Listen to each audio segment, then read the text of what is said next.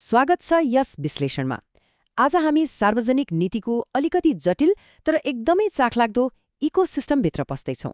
खास गरी हाम्रो जस्तो देश नेपालमा नीति निर्माणको किताबी सिद्धान्त र ग्राउन्ड जिरोको यथार्थ बीच किन यति ठूलो खाडल छ त? आज हामी यसैलाई डिकोड गर्दैछौँ। एउटा लोक कल्याणकारी राज्यमा नीति कसरी बन्छ होला अनि सबैभन्दा ठूलो प्रश्न, ती नीतिहरू किन प्राय लक्षित नतिजा दिन फेल खान्छन्? हामी सबैले भोगेको कुरा हो यो। किताबी आदर्श र व्यावहारिक बाधाहरू बीचको यो टक्कर साँच्चै नै बुझ्न जरुरी छ। यो पुरै विषयलाई छर्लङ्ग पार्न हामी 6वटा मुख्य चरणमा अघि बढ्नेछौँ। सुरुमा नीतिको आधारभूत कुरा, अनि सिद्धान्त र नीति चक्रलाई हेर्नेछौँ।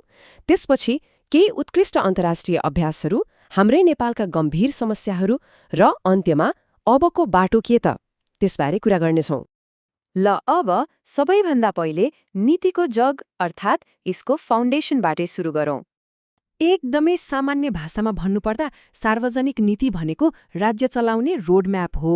यो त सरकार र जनतालाई जोड्ने एउटा एकदमै महत्त्वपूर्ण पुल हो नि।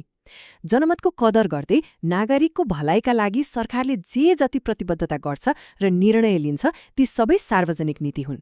यसैले त राज्यका सेवाहरूलाई ट्र्याकमा ल्याउने काम गर्छ। तर एउटा सफल नीति बन्न त्यति सजिलो कहाँ छ र?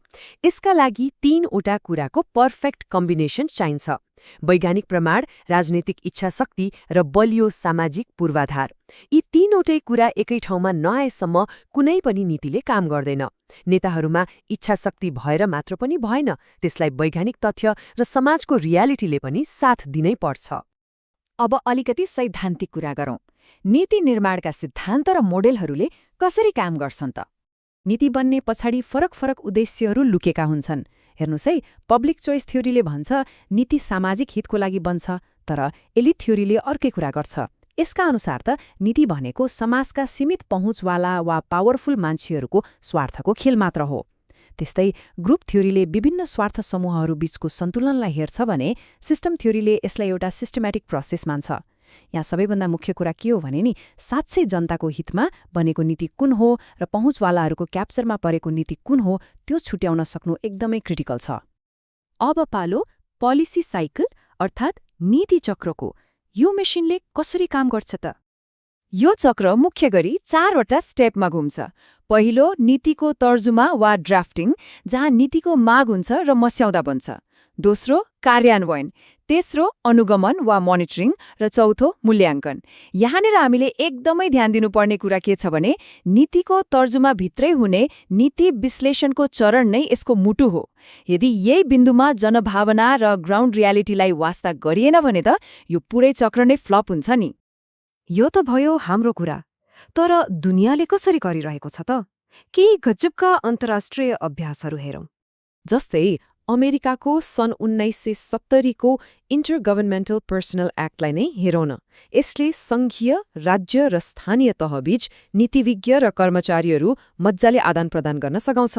उता छिमेकी भारतमा पनि सेन्ट्रल डेपुटेसन रिजर्भ भन्ने सिस्टम छ। यी यस्ता कडा प्रशासनिक संयन्त्रहरू हुन् जसले सङ्घीय संरचनाभित्र नीति निर्माण र कार्यान्वयनलाई एकदमै स्मुथ बनाइदिएका छन्। अनि नागरिकलाई कसरी जोड्ने भन्ने कुरामा चाहिँ भारतको माइगभ प्लेटफर्मले साँच्चै नै मन जित्छ। देश बनाउने कुरामा नागरिकलाई सिधै जोड्ने यो एकदमै इनोभेटिभ र गजबको उदाहरण हो।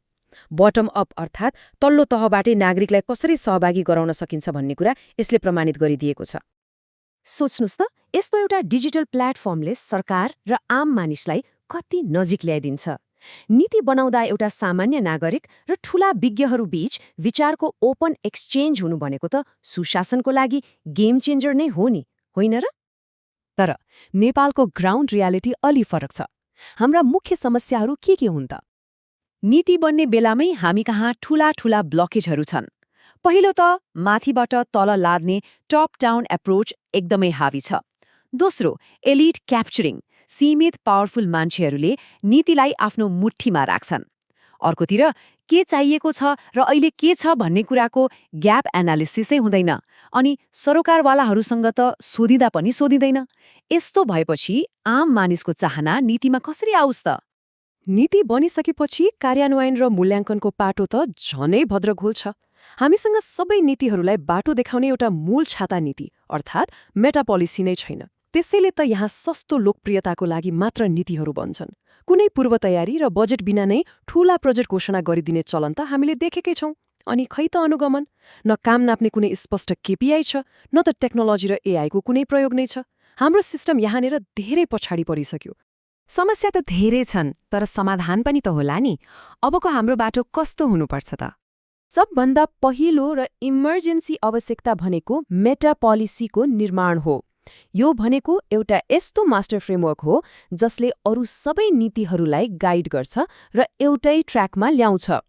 अहिले जसरी नीतिहरू छरिएर र बाँझिएर रहेका छन् नि, तिनलाई एउटै लयमा बाँध्न यो एकदमै जरुरी छ।